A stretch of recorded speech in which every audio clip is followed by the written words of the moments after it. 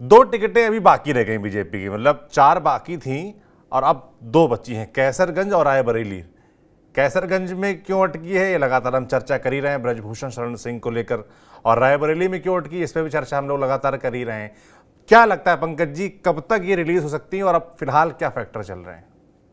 देखिए, अभी जैसा मैंने कहा कि ये जो दोनों टिकटों का आज ऐलान हुआ है, उसमें जो वर्तमान सांसद उनका टिकट कट गया।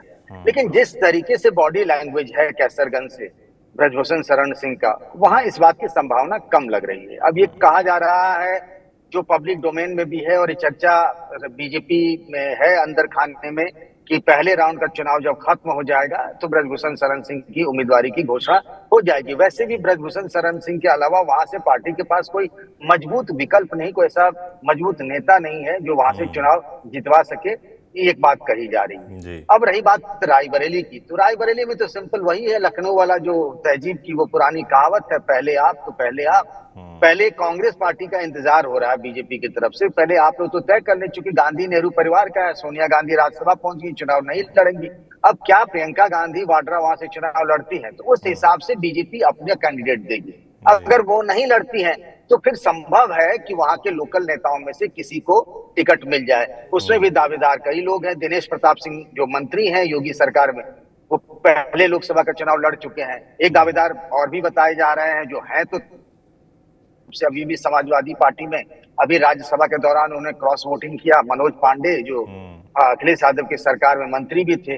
तो अगर प्रियंका गांधी नहीं लड़ती है तब तो इन चेहरों पे दांव लगाया जा सकता। अगर प्रियंका लड़ती है तो मुझे लगता है इनके पास कोई प्लान बी भी होगा बीजेपी का, जिसके बारे में भी कोई जानकारी नहीं आई कि प्रियंका लड़ती है तो उनके सामने बीजेपी का उम्मीदवार कौन होगा। बिल्कुल।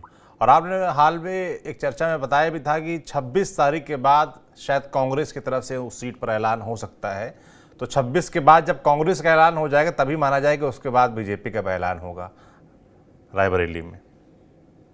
जी हाँ, बिल्कुल। हर दिन कांग्रेस पार्टी की मतलब 2-3 दिनों में सीसी की बैठक होती है, कुछ नाम आ रहे हैं। लेकिन ये कहा गया कि वायनाड में 26 तारीख को मतदान खत्म हो जाएगा, जहां से राहुल गांधी खुद चुनाव लड़ रहे हैं दूसरी बार केरल के वायनाड से। तो उसके बाद परिवार फैसला कर लेगा, क्योंकि एक मैसेज देना ठीक नहीं रहेगा। वायनाड में मैसेज चला जाएगा कि दो जगह से लड़ रहे हैं, तो वहां थोड़ी स्थिति बदल सकती है। इस रणनीति के लिहाज से ये तय हुआ कि 26 तारीख या उसके बाद ये फैसला होगा जब वहां मतदान खत्म हो जाएगा।